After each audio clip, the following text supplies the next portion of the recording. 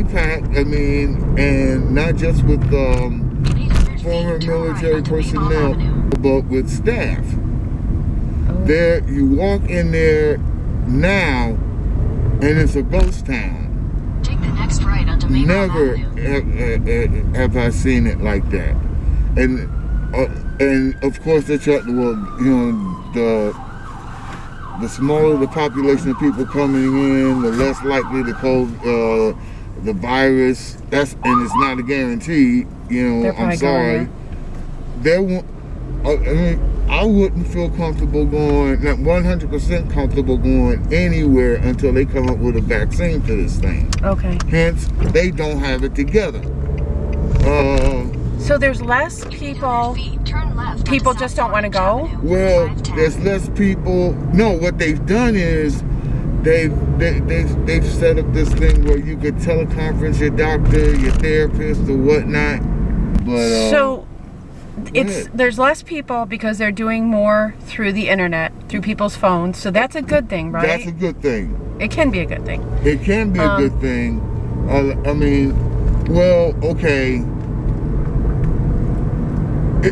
Think of it as the new normal. Right.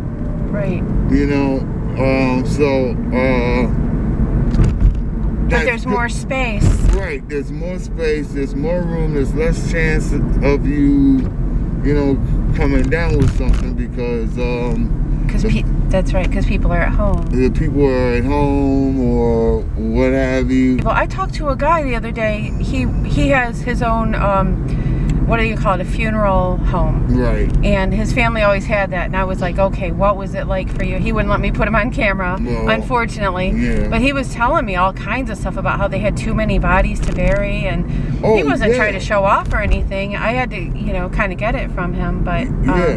But there's people who really know what's going on. And then the rest of us are like, I don't see a problem. We're oblivious to it. And, and I'll find myself hanging out with friends at the shore. And it's like, we should have masks on. We've been sequestered for months, so people just want to feel free, want to feel human again. But remember, if you believe Dr. Fauci, and I sort of do, he said this was going to come in waves. We're not out of wave one yet. Yeah. Now, speaking of Dr. Fauci, are you, do you support the president? Are you a Trump fan? No. As a veteran? Nope. Okay, I know too many people who are sick and dying, and you want to take away the only health care they have. I mean, in the middle of a pandemic. And there's like 6 million people that have gotten it. Thank you very much. Thank you very much. If that's not enough. And he doesn't have a plan for health care here. Exactly.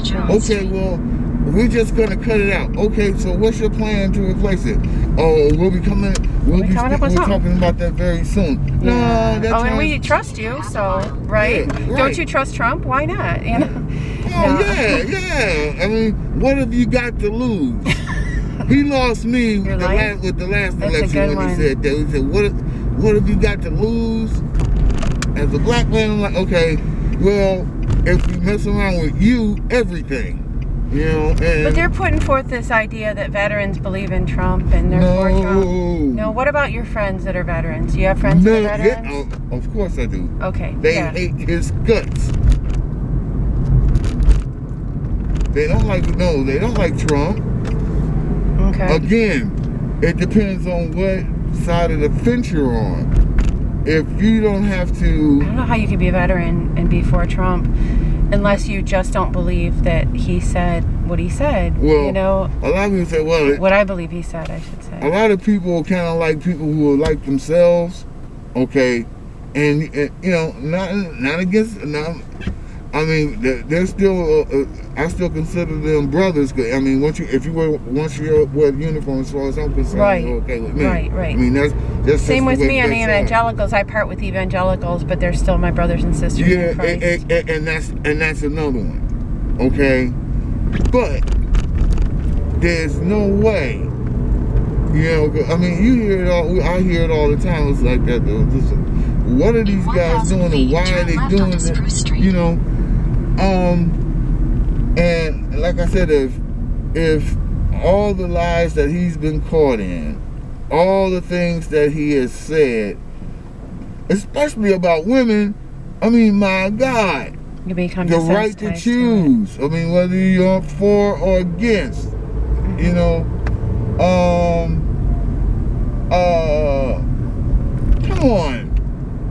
come on.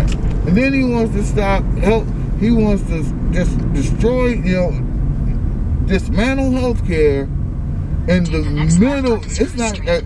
Well, it may be a little more than a middle now, but remember, this is coming in in 2 waves.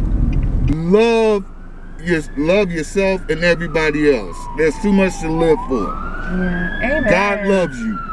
Yes. Okay. Yes. Hey, amen. You be good.